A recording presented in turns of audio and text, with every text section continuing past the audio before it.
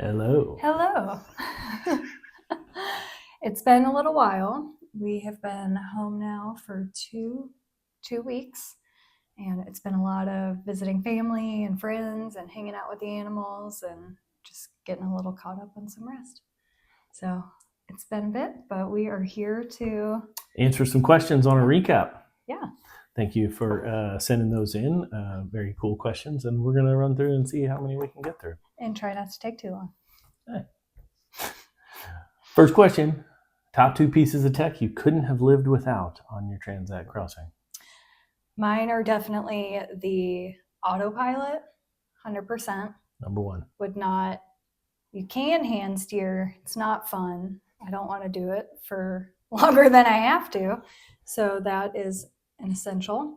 And then the chart plotter, because I'd say chart plotter / GPS. GPS. The ability to know where you are without any doubt or concern, even when you haven't seen anything but water and sky for days or weeks, is that's a critical piece of tech. Yes.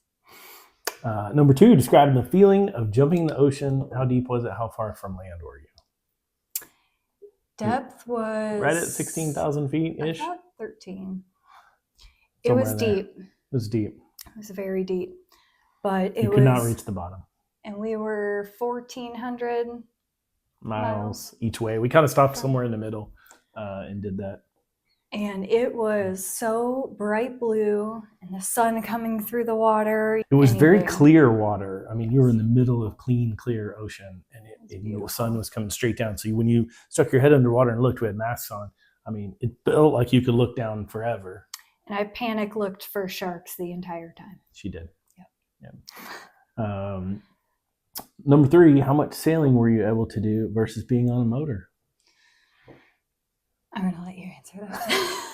So we did a rough calculation, and we motored 91% of the time, and we sailed about 9% of the time. Well, I say that. We motor sailed where you have sails up for a little extra boost, but basically you're motoring. That was probably, 80% of the time. But there was a motor going almost near constantly. So you might ask, for various reasons. Why is that? Well, let's talk about it, because the next question has to do with wind detail and doldrums and all that kind of stuff. So what we learned was that when you pay delivery crews, they get a daily rate, and there's this calculation in their head which says, every day I'm not moving, or I'm not moving fast enough, the owner's having to pay the crew, and so it's cheaper to just burn fuel than to pay crew.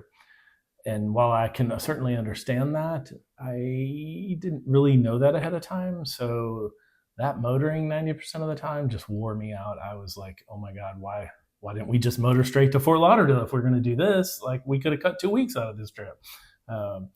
So that was wearing, but it isn't that, the crew's an idiot. They're actually trying to do it the way that they're most familiar with. But if we had to do it again, we would definitely say, how do we arrange this so that we sail 90% of the time and motor 10% of the time? And sometimes you would motor and you'd only go a little bit faster. We could have sailed at 5 knots, and that's too slow, so we motored, and now we're at 6 or 6 1/4. Mm-hmm. And you're like, oh my God. So it was a bit of a wear down. Yeah. Wind in detail, we did hit some doldrums. There were some times where we didn't have much wind. There were some times we had wind at weird, non-helpful angles. There was times we tore an asymmetrical spinnaker, 2 big giant holes in it, and so we didn't get to use that tool the way we would have liked to and should have, and so there was more motoring because of that. And the wind was behind us most of the time. Yep. Right? Directly behind. Either directly behind or on our quarter, and the directly behind was really the problem. Without that asim, we had a code 0 as well, but it was harder to fly when the wind's directly behind you. It's made more to be off on your quarter. We did hit some good winds. I think our max was 36 or 37 knots one day. Yes. So we were in times where we had to be reefed. That was one of the questions. We spent a lot of time reefing. Mm-hmm. We learned that you should reef roughly 5 knots before the manual says to reef. Many times, I was like, well, here's what the number says. And the captain would be like, we're going to reef now. And what we'd find is, oh man, the boat is moving almost as fast, and it's so much calmer. So that was a learning thing. Made a big difference. You want to read the next one? What are the most important character traits to have or develop for crew on that long of journey in that close of quarters? I think the most important thing is to be respectful of the common space. And, you know, in rough seas, it's bound to get a little messy. It's hard to keep things clean, but picking up after yourself and making sure that you're not trashing the place, because when you have 5 people living in that small of a space, it is frustrating to not have it relatively clean. And so that would be a good one. Flexibility and, you know, the personality that just kind of rolls with the changes and takes it in stride. I think everything is so unexpected, and you have to just kind of go with a positive, attitude, even amidst discomfort or challenge. That is definitely a win thing. Do you have any others? No, I think that, you got to be responsible. You got to know something about sailing, but honestly, you can have some of your crew that doesn't know a whole lot, as long as they're really responsible and willing to follow directions. So, yeah. Go-to food you could, We skipped one. How confident would you be making a crossing on your own now versus having a crew? I definitely feel more confident, even not still feeling like I don't know what I need to know. I feel a lot closer, and it wasn't as scary as I thought it was going to be. Even in rough seas, I felt very confident in the boat itself, so I felt pretty safe. I'd say the reason I would want to have a crew is to minimize the stress that we would put on ourselves trying to manage 24 hours of watch. We wouldn't get as much time together. We'd probably be more sleep deprived. So if we were doing another very long crossing, I think there is certainly some benefit to having crew. I think we both would love the accomplishment of having done it on our own.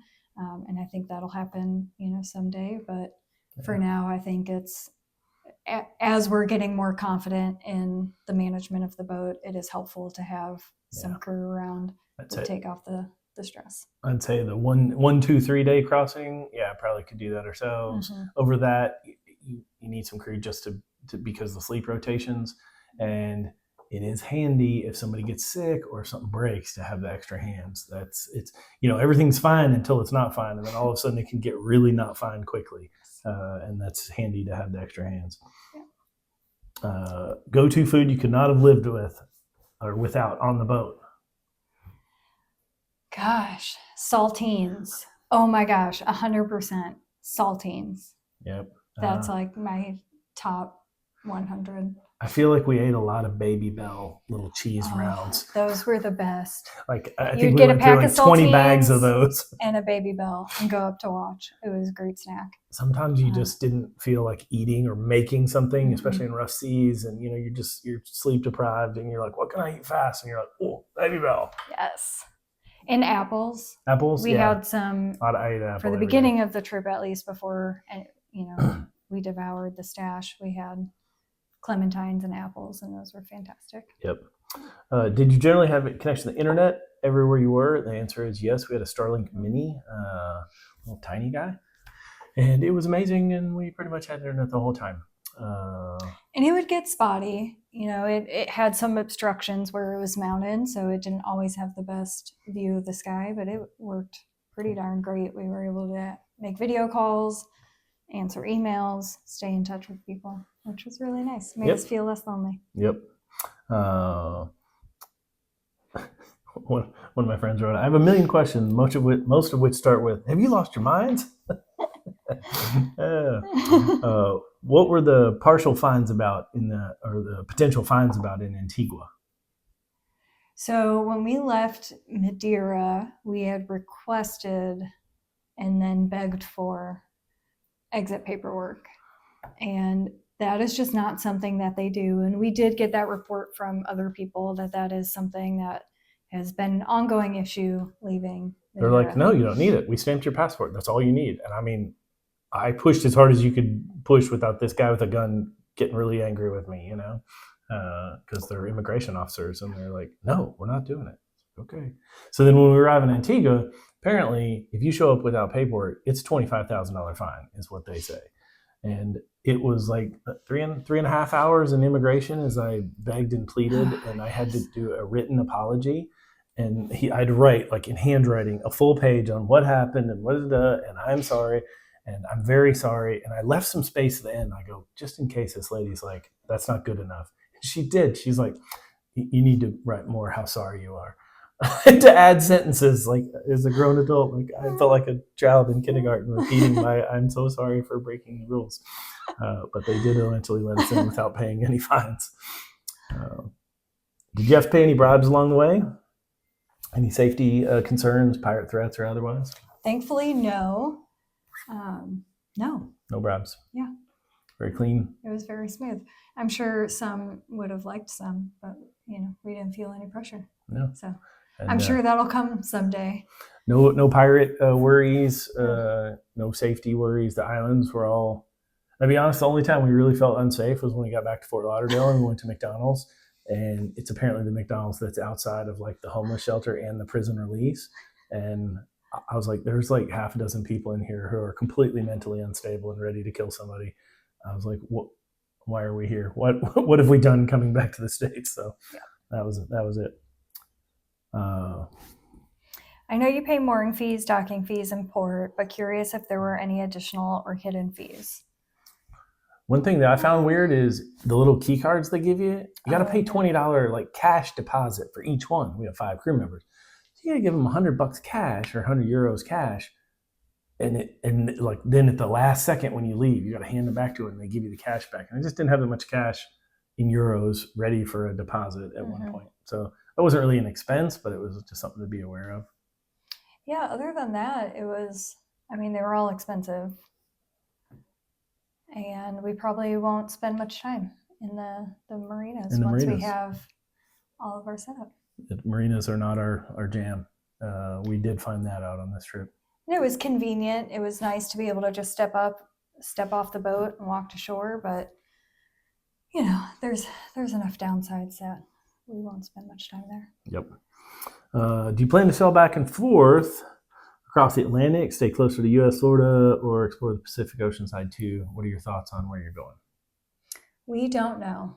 We thought we had a plan that we would spend a year in the Caribbean and then head west into the Pacific and start our circumnavigation.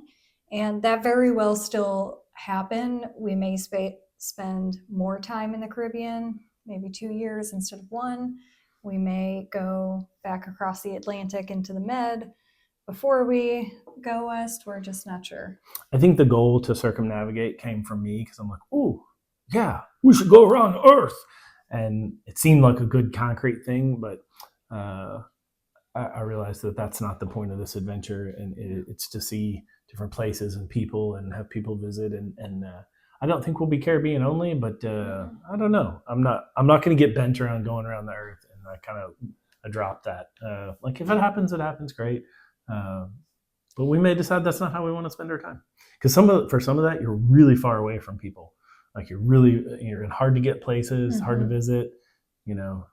We found we really miss our family, and it's hard to be away from them. So I don't know. We'll see how things develop. We're keeping an open mind. How did you conquer any fear of sailing in the dark, storms, sharks? Did you let go and trust God, trust in the crew, trust in yourself? I will say it made me, knowing which crew member was on watch when we were in bad storms in the middle of the night, was either let me sleep or I was stressed out. Mostly if I was on watch, she was pretty stressed out. No, I did trust the crew. I felt very confident in them, and so I wasn't as scared in storms. They're still pretty scary, though. It's loud. It's jarring. You have to, you're leaning up against a wall or holding on to something everywhere you go. Lightning's pretty scary. You can see it, you see it on the radar, and then you see it there, and you're in this dark sky, and it's like so bright. and it feels very close, even when you're like, that was 15 miles or 20 miles or 50 miles away. It still feels like it's on top of you. Yeah. And yes, I was terrified of sharks the entire time, but we didn't see any. I was not I will terrified. continue to be scared of sharks the entire time. It really, I wasn't afraid. It didn't feel fearful, Yeah. Little more like nervous. If I was fearful or anxious about anything, it had to do with, is the boat okay? Definitely got this feeling of, I see now why they call boats by the female, because a boat really cares for you while you're in the ocean, and you need to care for it so that it can care for you. And it's like this symbiotic relationship. And so if anything, it was mostly stuff like that. Like, is she okay? Are all the parts holding together? Is this too rough? Or, all that kind of stuff. And she did great. She was fantastic. Yeah. All right. That's our question. That's it. Thank you guys for submitting them. Thanks for joining with us on that Atlantic Transat.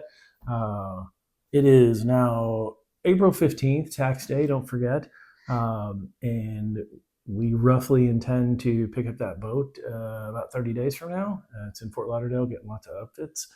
Very excited about that. And we're going to continue seeing some family for the next 4 weeks, family and friends, and pick up that boat and head down south. Woohoo! Woohoo! All right. All right, bye.